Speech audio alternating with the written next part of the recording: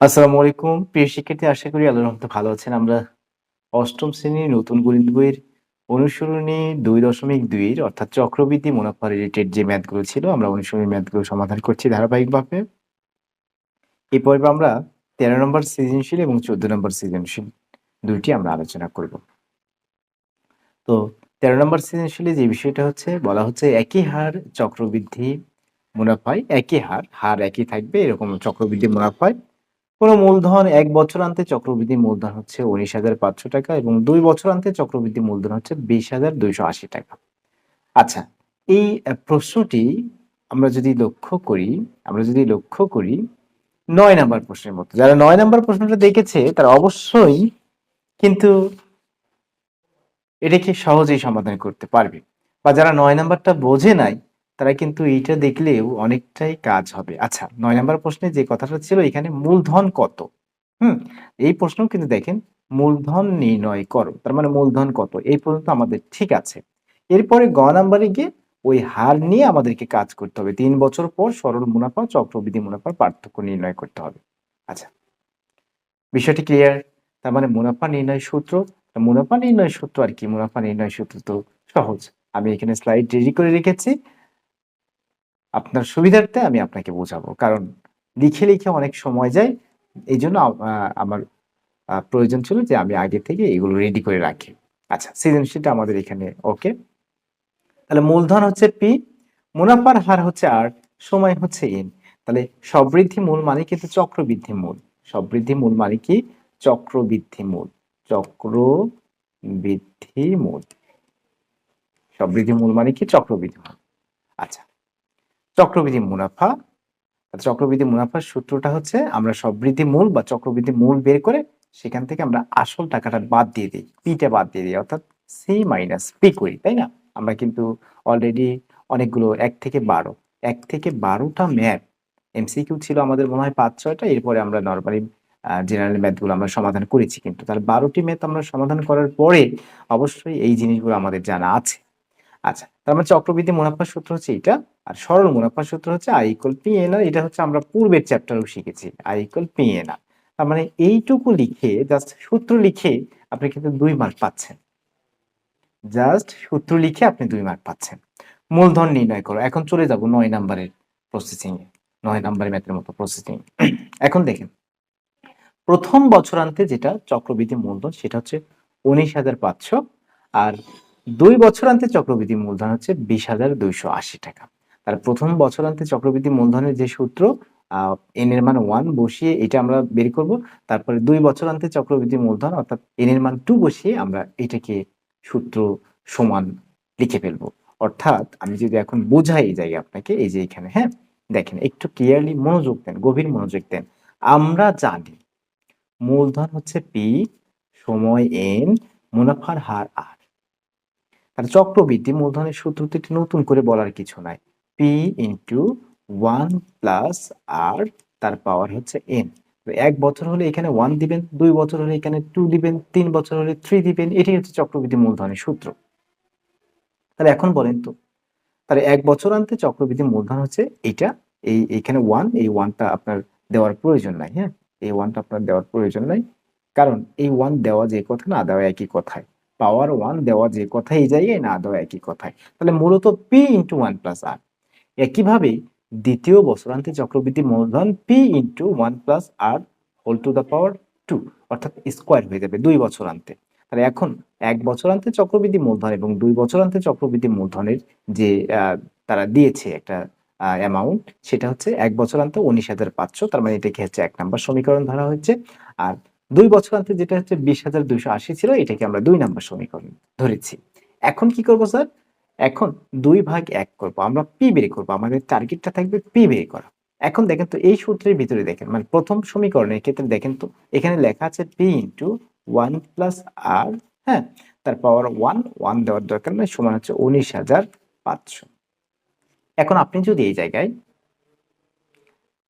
জায়গায় যদি 1 plus R এর মান কোনোভাবে বের করতে পারেন, 1 প্লাস R এর মানটা যদি কোনোভাবে বের করতে পারেন, তাহলে P ইনটু 1 প্লাস R এর জায়গায় কিন্তু আমরা সেই মানটা বসাতে পারবো। বসিয়ে ১৯,৫০০ এটা সমান, তাই না? আচ্ছা, তাহলে কোনোভাবে 1 + r এর মানটা যদি আমি বের করতে পারি এই দুইটা সমীকরণ থেকে, তাহলে আমি এটাকে এখানে বসিয়ে আমি পির মানটা আউটপুট করতে পারবো, অর্থাৎ পির মানটা আমি বের করতে পারবো। হুম, ওকে। তাহলে আমাদের টার্গেট কি থাকবে? আমাদের টার্গেট থাকবে 1 + r এর মানটা ফাইনালি বের করে নাও। ওকে, আমরা আমাদের জার্নি শুরু করি এখানে। তাহলে আমরা 2/1 করব। কি করব? 2/1 করব। তাহলে 2 নাম্বার কি ছিল? 2 নাম্বার হচ্ছে এই যে এইটা। p ইন্টু 1 + r, তার পাওয়ার হচ্ছে 2। আর 1 নাম্বার ছিল p ইন্টু 1 + r। আর এখানে এই 2 নাম্বার সমীকরণের ডান পাশে যেটা ছিল সেটা হচ্ছে 20,280। আর 1 নাম্বার সমীকরণে যেটা দিয়ে আমরা ভাগ করব, অর্থাৎ 1 দিয়ে তো ভাগ করব, 2 কে আমরা 1 দিয়ে ভাগ করব, এটা ছিল 19,500। এখন বলেন তো এই পি কেটে যায়। 1 + r হোল স্কয়ার, এখানে স্কয়ার আর এখানে একটা, তার মানে একটা 1 + r উপরে থাকবে, তার মানে একটা 1 + r উপরে থাকবে। হ্যাঁ, আর এরপরে এখানে আরো একটু ছোট করা যায়, শূন্য শূন্য কেটে যায়। হুম, এখন দেখেন এই জায়গায় কিন্তু, আচ্ছা আমি এইটুকু একটু এখানে লিখি, 20,280 আর নিচে হচ্ছে 19,500। একটা শূন্য কেটে যাচ্ছে, তাহলে 20,000, 2,028 আর 1,950। বিষয়টা এরকম। এটাকে আবার ক্ষুদ্র করা হয়েছে, ক্ষুদ্র মানে আরো ছোট কিছু একটা দিয়ে। এখানে আপনার হচ্ছে, আমি যদি আপনাকে ক্যালকুলেটরের মাধ্যমে বোঝাই, এখানে আহ 2,028, তাই না? ছোট ছোট যদি করি আমরা, নর্মালি 2 দিয়ে যদি আমরা ভাগ করি প্রথমত, অর্থাৎ 104 এবং 100 হয়ে যাবে এখানে। তাহলে এখন ক্যালকুলেটর তো অবশ্যই থাকবে। এটাকে মূলত যদি আপনি 100 দিয়ে ভাগ করেন, আচ্ছা আমি এখানে আপনাকে বোঝাই। ওকে, ঠিক আছে, আমি ক্যালকুলেটরটা একটু নিচ্ছি এখানে, একটু খেয়াল করেন। ওকে, 20,028, এই যে 20,028 ভাগ আমি 104 দিচ্ছি, এটা হচ্ছে 19.5। আচ্ছা স্যার, এটা কেন করলেন? এটা করার উদ্দেশ্য হচ্ছে এই যে আমরা যে এখানে এখানে যে জিনিসটা দেখতে পাচ্ছি, যে এখানে 2028, মূলত এই দুইটাকে হ্যাঁ, এই দুইটাকেই আমরা মূলত এই 19.5 দিয়ে কেটেছি। অর্থাৎ 19.5 দিয়ে 19.5 দিয়ে উপরের 2028কেও ভাগ করা হয়েছে, নিচের এই 1,950 এখানে তো শূন্য নাই, যখনই আপনি শূন্য কেটে দিচ্ছেন, হ্যাঁ শূন্য নাই, এই যে এই জায়গায় আসেন, 2028 আমি আবার লিখি, আর হচ্ছে 1,950। অর্থাৎ এটাকে এমন ভাবে, এই দুইটা সংখ্যাকে উপরে নিচে এমন ভাবে কাটা হয়েছে যেটা হচ্ছে 19.5। এখন 19.5 দিয়ে যখন আপনি 100কে গুণ করবেন, 19.5 দিয়ে যখন আপনি 100কে গুণ করবেন, আচ্ছা 19.5 দিয়ে 19.5 দিয়ে যখন আপনি 100কে গুণ করবেন, দেখেন তো কত হয়? এই যে 1,950। স্যার ফাইনালি 1,950ই তো আমার দরকার, কিন্তু আমি বুঝবো কিভাবে 19.5 দিয়ে কেটে যাবে দুইটাই? আপনি না বুঝলে প্রথমত এটাকে 2 দিয়ে কাটবেন, তারপর এটাকে আবার 2 দিয়ে কাটবেন। এভাবে ক্ষুদ্র ক্ষুদ্র ক্ষুদ্র ক্ষুদ্র কাটবেন। আর একটা ম্যাথ যখন সলভ করবেন, এই ম্যাথটাই কিন্তু আপনার পরীক্ষায় চলে আসবে। হ্যাঁ, ম্যাথ কিন্তু রিপিট হয় বেশি বেশি।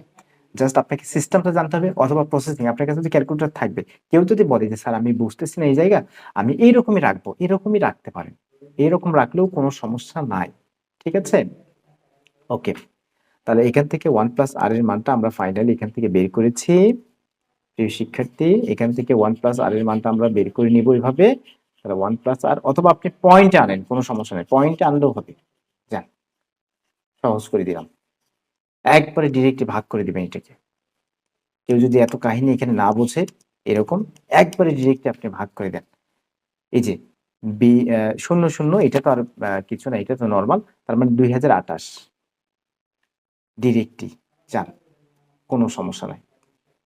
2028 ডিভাইডেড কত?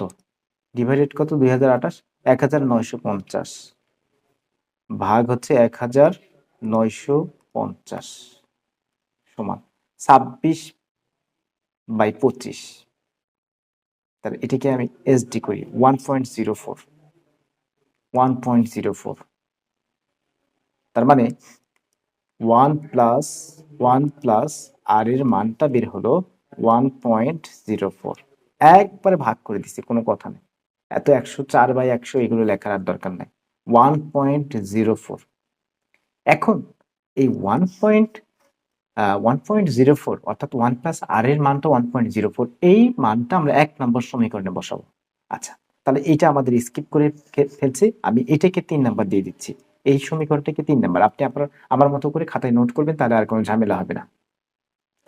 আচ্ছা, 1 প্লাস আর এর মান 1.04 বের হয়েছে। তাহলে এখন আমরা এই 1 প্লাস আর এর মানটা 1 নম্বর সমীকরণে বসাবো। 2 নম্বর সমীকরণে অযথা ঝামেলা করার দরকার নেই, এখানে স্কোয়ার আছে, আবার স্কোয়ার করে দিতে হবে, ওগুলো করার দরকার নেই। এটা নর্মাল আছে, 1 নম্বর সমীকরণে আমি বসাবো। আচ্ছা, আমি এইটুকু ক্যান্সেল করে দিই, এইটুকু আমি ক্যান্সেল করে দিই, এইটুকু মনে করেন নাই, এইটুকু নাই। আমি এই জায়গা থেকে ডিরেক্টলি, আরে খালি ভুল করি, খালি ভুল করি, এই পর্যন্ত, এই পর্যন্ত, এই পর্যন্ত, ওকে, এই পর্যন্ত আছে, এই পর্যন্ত আমাদের আছে। হুম, এই যে, মানে এই লাইনের পরে, এই লাইনের পরে, এই লাইনের পরে আপনি লিখবেন 1 প্লাস আর সমান, এটাকে ভাগ করলে পাবেন 1.04, এটাকে আপনি দিবেন 3 নম্বর সমীকরণ। আশা করি বিষয়টা ক্লিয়ার আপনার। ওকে, এটাকে আমি দিয়ে দিচ্ছি 3 নম্বর সমীকরণ। এখন আমি নেক্সটে কি করব দেখেন, এই 1 প্লাস আর এর মানটা আমি 1 নম্বরে বসাবো। তাহলে 1 নম্বর সমীকরণটা আসলে কি, পি ইন্টু 1 প্লাস আর, আর এখানে হচ্ছে 19,500। ঠিক আছে, এটা হচ্ছে 1 নম্বর। তাহলে 1 প্লাস আর এর জায়গায় কি বসাবো, 1.04 বসাবো, 1.04 বসাবো, রাইট। 19,500, এই কমা দেওয়ার দরকার নেই, এখানে ক্যালকুলেশন করার সময় কমা দেওয়ার দরকার নাই। এখন এই 1.04 গুণ আছে, পাশে গিয়ে ভাগ হবে, 19,500 ভাগ হচ্ছে 1.04। তাহলে এটাকে আমরা 19,500, আমরা ক্যালকুলেটর চাপি এখানে, 19,500 এগুলোকে আমি কেটে দিই, 19,500, হ্যাঁ, ডিভাইডেড 1.04, 18,750, 18,750, এই যে 18,750 মিলে গেছে। তার মানে পি বের হলো 18,750। এভাবে আপনি বের করবেন। আচ্ছা, এখন কি করব, এখন হচ্ছে এটা আমরা আসল বের করে ফেলছি, এখন আমরা চলে যাব একই হারে উক্ত মূলধনের হার। হার কিন্তু আমরা বের করি না, এখান থেকে হার আমরা বের করব, এটা ন্যানো সেকেন্ডের ব্যাপার না। একই হারে উক্ত মূলধনের জন্য 3 বছর পর সরল মুনাফা চক্রবৃদ্ধি মুনাফার পার্থক্য। তার মানে চক্রবৃদ্ধি মুনাফা সরল মুনাফা বের করতে হবে। সময় হচ্ছে এখানে 3 বছর, আর হার হচ্ছে খ নাম্বার থেকে যে হারটা পেয়েছি সেটা। স্যার খ নাম্বার থেকে তো হার বের করেন নাই, হার বের করার কোনো ব্যাপার না, খ নাম্বার থেকে হার বের করব এই 3 নং থেকে। হার মানে আর এর মানটা বের করতে হবে। তাহলে বলেন তো, এখন আমরা লিখবো এই জায়গায় যে কঠিন করে যে জিনিসটা লেখা হয়েছে, এটা আমরা আরো সহজ করে লিখবো। এই জায়গায় এইটুকু আমাদের, এইটুকু আমাদের প্রয়োজন হবে না, কারণ আমরা 104/100 রাখি নাই, আমরা কি করেছি 1.04 বের করেছি ডিরেক্টলি। আচ্ছা, তার মানে 3 নং হতে পাই, এখন আমি লিখবো এখানে 3 নং হতে পাই, একটু ধৈর্য ধরতে হবে, 1 প্লাস আর সমান হচ্ছে 1.04। এখন আরটা যদি আমি বের করতে চাই, সেই ক্ষেত্রে আরটা বের হবে এই 1.04, এই +1 ওর পাশে গিয়ে -1 হবে। তার মানে অতএব আর এর মানটা ফাইনালি বের হচ্ছে কত, 1.04 থেকে 1 বিয়োগ করতে হবে, তাই না? তার মানে 1.04 থেকে 1.04 থেকে 1.04 থেকে আমি 1 বিয়োগ করে দেব। কত বিয়োগ করব, 1 বিয়োগ করব, এটাকে 0.04। তাহলে 0.04 আর এর মানটা ফাইনালি আমরা খ নাম্বার থেকে পাচ্ছি 0.04। ঠিক আছে, এই আর নিয়ে আমরা এখন সামনের দিকে এগোবো।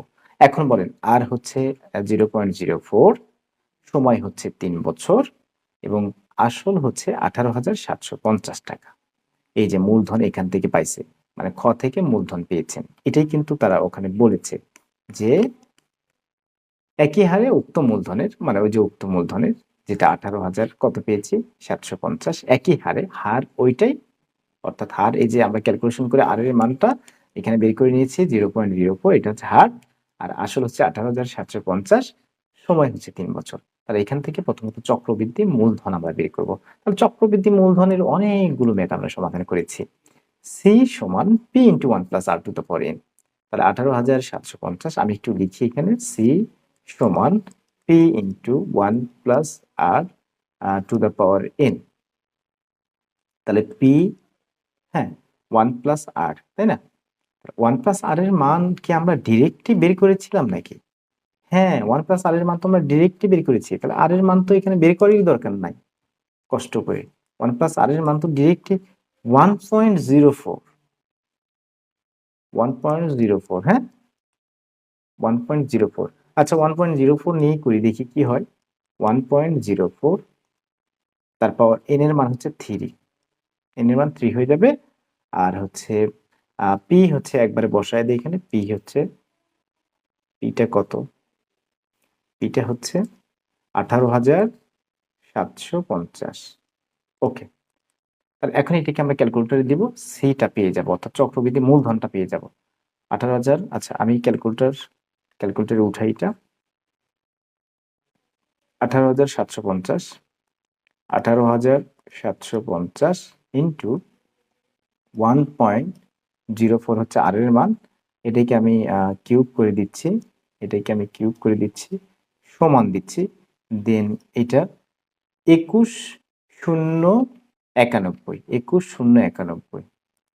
আচ্ছা, 21,091 পয়েন্ট টু, এটা পরে হলো সি এর মান। আসলে তো মিলে গেছে, এই যে 21,091.2 টাকা। ওয়াও। আচ্ছা, তাহলে এটা চক্রবৃদ্ধি মূলধন, তাহলে চক্রবৃদ্ধি মুনাফা বের করতে গেলে সি মাইনাস পি করতে হবে, অর্থাৎ এইটা থেকে আপনাকে পিটা বাদ দিয়ে দিতে হবে, 18,750 টাকা বাদ দিয়ে দিতে হবে, বাদ দিয়ে দিলে আপনি পাবেন 2,341.2 টাকা প্রায়। তাহলে এটা হচ্ছে আপনার চক্রবৃদ্ধি মুনাফা। ফাইনালি চক্রবৃদ্ধি মুনাফা সি সমান, এই সূত্র দিয়ে কিন্তু আমরা অনেকগুলো ম্যাথ সমাধান করেছি, আশা করি এটা আপনার ক্লিয়ার। আর চক্রবৃদ্ধি মুনাফা বের করা শেষ, এখন আমরা সরল মুনাফা বের করব। সরল মুনাফা বের করা খুবই সহজ, বাকি তিনটাকে গুণ করে দিতে হবে, 18,750 ইন্টু সময়, আর হচ্ছে এটা আর এর মান, আর এর মান তো অলরেডি বের করছি, এই যে 0.04, এটা বসালেই হয়ে যাবে এখানে। 1/25 মানে কিন্তু 0.04, ঠিক আছে? আসলে কি 1/25 মানে 0.04? অনেকেই আবার বলবে আসলে কি, আপনি কি এমনিতেই বলতেছেন নাকি? 1/25 0.04, ঠিক আছে, টেনশনের কোনো কারণ নেই। আচ্ছা, তাহলে এই তিনটাকে গুণ করে দিলেই হয়ে যাচ্ছে, তিনটাকে গুণ করে দিলে আমরা এখানে পাচ্ছি 2,250 টাকা, 2,250 টাকা। এটা হচ্ছে আপনার সরল মুনাফা। তাই সরল মুনাফা ও চক্রবৃদ্ধি মুনাফার পার্থক্য বের করতে গেলে আপনাকে চক্রবৃদ্ধি মুনাফাটা আগে লিখতে হবে এখানে, লিখে সরল মুনাফা বিয়োগ করে দিতে হবে 18,750 টাকা। মূলত এটাই ছিল আমাদের গ নাম্বার। এরপরে খ নাম্বার তো আমরা আগেই সমাধান করেছি, এরপরে ক নাম্বার একই হার, এই যাই হোক 13 নাম্বার সৃজনশীলটা আমাদের মোটামুটি কমপ্লিট। এই জায়গাটা আপনি নিজের মতো করে একটু আপনার খাতায় লিখবেন, আপনার ভালোর জন্য আপনি লিখবেন। আপনি কোন ফরম্যাটে অ্যাপ্লাই করছেন, বা আপনি তো দেখছেন এখন ক্লাস, তাই না? তারপরে আপনি নিজের মতো করে একটু ফরম্যাটটা বুঝবেন ভালো করে, তাহলে নেক্সট ডে অন্য কোনো যখন এই রিলেটেড ম্যাথ আসবে, প্রথম বছরান্তে চক্রবৃদ্ধি মূলধন, তারপর হচ্ছে 2 বছরান্তে চক্রবৃদ্ধি মূলধন, এরকম ম্যাথ যখন আসবে তখন আপনার আর সমস্যা হবে না। আর গ নাম্বার তো আর সমস্যা হওয়ার কথা নয়, হার তো দেওয়াই আছে, হার বের করছেন, সময় দেওয়া আছে, আর আসল 18,750 এখান থেকে পেয়েছেন, ওটা নিয়ে আপনাকে সরল মুনাফা এবং চক্রবৃদ্ধি মুনাফা বের করতে হবে, বের করে বিয়োগ করে দিতে হবে। এটা আগেও আমরা 9 নম্বরে সমাধান করেছি। আচ্ছা, এখন আমরা চলে যাব শিপ্রা বড়ুয়ার এখানে। শিপ্রা বড়ুয়া কোনো ব্যাংকে 3,000 টাকা জমা রেখে 2 বছর পর মুনাফা সহ 3,600 টাকা পেয়েছেন। ব্যাংকে রেখেছেন 3,000 টাকা, তারপরে 2 বছর পর মুনাফা সহ পেয়েছেন 3,600 টাকা। তার মানে বোঝেন 3,000 টাকা রাখছে, 2 বছর পর তিনি 2 বছর পর তার যে সুদ হয়েছিল সেটা 600 টাকা। এই টোটাল হচ্ছে ৩,৬০০ টাকা সে পেয়েছেন। আচ্ছা, সরল মুনাফার হার নির্ণয় করো। তাহলে হার সমান কি? হার সমান আপনি জানেন, নরমালি আমি যদি আগে সূত্রটা একটু লিখি। হার সমান আমরা শিখিয়েছি ১০০ ইনটু মুনাফা ডিভাইডেড আসল ইনটু সময়। এটা হচ্ছে হারের সূত্র। ওই যে হারকে যে ১০০ দিয়ে ভাগ করা হয় সেটা একবারে সূত্রের ভিতরে আমরা এপ্লাই করেছি। প্রত্যেকটা ম্যাথেই কিন্তু এপ্লাই করেছি। অনেকে মনে করবে একটা আমি এভাবে করব। আচ্ছা, এটা মানেই তো মূলত ওইটা। ওই যে I সমান PNR। তাহলে এখানে এই যে R কে আমরা ১০০ দিয়ে ভাগ করি না? আচ্ছা দেখেন তো, তাহলে দেখেন এই জায়গায় দেখেন এই PN টা ভাগ হয়ে যাবে এখানে। PN টা ভাগ হয়ে যাবে। আর R টা এই পাশে থাকবে। অর্থাৎ PN গুণ ছিল, এই পাশে এসে ভাগ হয়ে গেল। তাহলে এখন এই যে R কে যে আমরা ১০০ দিয়ে ভাগ করি, তাহলে তার নিচে ১০০ আছে না? তো সেই ১০০ টা নিচের এই যে নিচের ১০০ টা এপাশে গিয়ে গুণ হয়ে যাবে। তার মানে ১০০i। তাহলে ১০০i মানে ১০০ ইনটু মুনাফা। আর নিচে P মানে আসল, N মানে হচ্ছে সময়। তাহলে আসল ইনটু সময়। ঘুরে ফিরে একই জিনিসই। যার যে আসলে বুদ্ধিমান বা বুদ্ধিমতী সে কিন্তু এটা ঠিকই বুঝবে। প্রেশারের কোনো কারণ নাই। আমার বন্ধু এইভাবে করছে, আমি এভাবে করছি, হবে কিনা এগুলো কোনো টেনশন নেওয়ার কোনো দরকার নাই। আপনি আপনার মতো শেখেন, আপনার বন্ধু আপনার মতো শেখাচ্ছে। হুম? তারপরে আপনার টিচার কি বলতেছে ওনার কথাও শোনেন। আপনার টিচার যদি বলে না এভাবে করা যাবে, কোনো সমস্যা নাই। এগুলো নিয়ে আপনি কোনো টেনশন করবেন না যে আমার প্রশ্নের উত্তরটা হচ্ছে কিনা। স্যার কেটে দিবে মনে হয়। না, স্যার কেটে দিবে না। স্যার এগুলো জানে। ঠিক আছে? স্যার এগুলো পড়াশোনা করে আসছে। স্যার এগুলো সব জানে। আচ্ছা, এখান থেকে মূলত আমরা কি বলবো? স স আসল এবং মুনাফা কিন্তু ৳৩,৬০০ ২ বছর পরে হয়েছে। অর্থাৎ আমি যদি এখন এখান থেকে বোঝাই, এই যে আসলটা হচ্ছে আপনার ৳৩,০০০ রেখেছিলেন, সময় হচ্ছে ২ বছর। মুনাফা আসল হচ্ছে A দিয়ে প্রকাশ করি আমরা, তাহলে ৳৩,৬০০। তাহলে মুনাফা আসল থেকে যখন আপনি আসলটা বিয়োগ করে দিবেন, তখন কিন্তু আপনি মুনাফা পাবেন। এটা আমরা আগেই শিখেছি। মুনাফা আসল থেকে যখন আসল বিয়োগ করে দিবেন তখন কি পাবেন? মুনাফা পাবেন। তাহলে মুনাফা হচ্ছে ৳৬০০। এটা তো আমরা ম্যাথ না করেই বুঝেছি আগে। এখন এই সূত্র R সমান যেটা, এই সূত্র ১০০ ইনটু মুনাফা। মুনাফা কত? মুনাফা কত? মুনাফা হচ্ছে ৬০০ ডিভাইডেড আ আসল ইনটু সময়। আসল হচ্ছে ৩,০০০, একটু মনোযোগ দেন। আর সময় হচ্ছে আপনার ২ বছর। কাটাকাটি করলে এগুলো শেষ হয়ে যাবে। ৩ শূন্য, ২ শূন্য, ১ শূন্য, ৩ শূন্য, ৩ দুগুণে ৬, ৫ দুগুণে ১০, ৫ দুগুণে ১০, ১০%। এই যে ১০%। ঠিক আছে? তারপর ক নাম্বার শেষ? আরও ৩ বছর পর মুনাফা আসল কত হবে? আরও ৩ বছর পর মুনাফা আসল কত হবে? খুবই সুন্দর একটা প্রশ্ন। আরও ৩ বছর পর। দেখেন, আসল ৳৩,০০০, আরও ৩ বছর পরে, এখন এটা হচ্ছে ২ বছর পরে, তাহলে আরও ৩ বছর পরে সময় হয়ে যাবে ৫ বছর। হার কিন্তু ১০% এটা দেওয়া আছে। তার মানে একবারে এখানে ভাগ করেছে তারা, কোনো সমস্যা নাই। এখন মুনাফা আসল বের করতে বলছে। কি বের করতে বলছে? মুনাফা আসল বের করতে বলছে।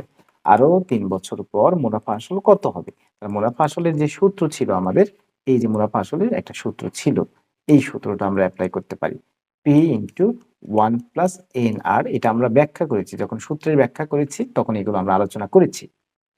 P into 1 plus NR।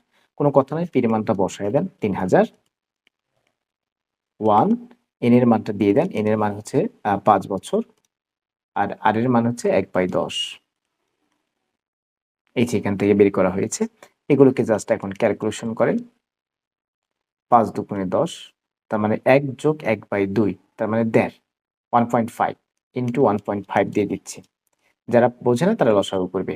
মানে উপরে ৫, নিচে ১০, তার মানে কাটাকাটি করলে ৫ দুগুণে ১০, তার মানে 1/2। তাহলে 1/2 মানে কি? ০.৫, মানে হাফ। ১ এর অর্ধেক ০.৫। ০.৫ আর ১ যদি যোগ করেন তাহলে ১.৫ এ হবে। আর না পারলে এভাবে লসাগু করবেন। এই যে লসাগু এখানে করে দেওয়া আছে। তাহলে 1.5 দিয়ে যখন আপনি ৩,০০০ কে গুণ করবেন, 1.5 দিয়ে যখন আপনি ৩,০০০ কে গুণ করবেন, 1.5 দিয়ে যখন আপনি ৩,০০০ কে গুণ করবেন, কি পাবেন দেখেন। 1.5 ইনটু 3000, ওকে, ৪,৫০০, ৪,৫০০, ৪,৫০০, এই যে ৳৪,৫০০। তাহলে মুনাফা আসলে কত টাকা স্যার? 4,500 টাকা। তাহলে খুব ছোট্ট অ্যান্সার, প্রশ্নও ছোট্ট, অ্যান্সারও ছোট্ট, খুবই সুন্দর।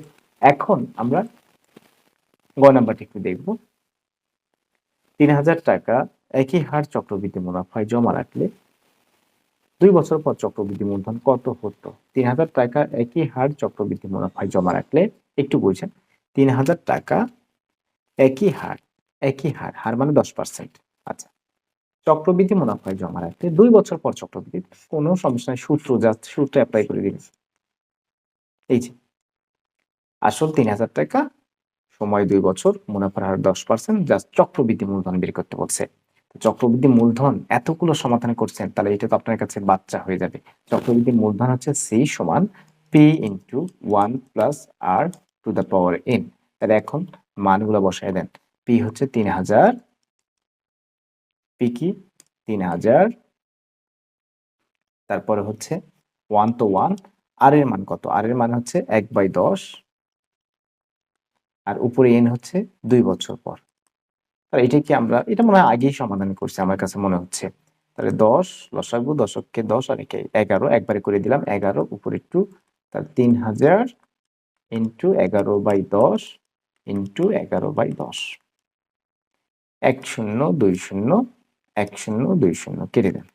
তাহলে 11/11 হচ্ছে 121 ইন্টু মূলত 30। একটু বাড়াচ্ছি সময়, টাইম ওয়েস্ট করতেছি, চাইলে একবার ক্যালকুলেটর দিয়ে এটাকে গুণ করে দেওয়া যেত। চাইলে এটাকে ক্যালকুলেটর দিয়ে একবারে গুণ করে দেওয়া যেত। তাহলে এখন 3 একে 3, 3 দুগুণে 6, 3 একে 3, একটা শূন্য, 3 6 3 হয়েছে, 3 6 3 0। ওকে, দেখ আর বুঝাবো না, আর এক চুলো বুঝাবো না। আমাদের এই চ্যাপ্টারের A to Z, অর্থাৎ অষ্টম শ্রেণীর আমরা প্যাটার্ন আলোচনা করেছি। প্রত্যেকটা অধ্যায় কিন্তু আমরা ধারাবাহিকভাবে প্লেলিস্টে সুন্দরভাবে সাজিয়েছি। আপনার প্রয়োজনীয় ক্লাসটি দেখতে বা প্রয়োজনীয় ম্যাথটি দেখতে অবশ্যই চ্যানেলের ভিতরে চলে যাবেন, গিয়ে প্লেলিস্টে দেখবেন যে সেই চ্যাপ্টারটি আছে কিনা। যদি থাকে সেই ক্ষেত্রে চ্যাপ্টারের ভিতরে ঢুকে আপনি পর্ব 1 পর্ব 2 এভাবে সাজানো আছে, আপনি দেখতে পারেন। আর সবচেয়ে বড় কথা হলো, আপনি যদি ম্যাথ শিখতে চান আপনাকে ধৈর্য সহকারে দেখতে হবে। তো দেখা হচ্ছে নেক্সট পর্বে। ভালো থাকবেন। আসসালামু আলাইকুম ওয়া রাহমাতুল্লাহ।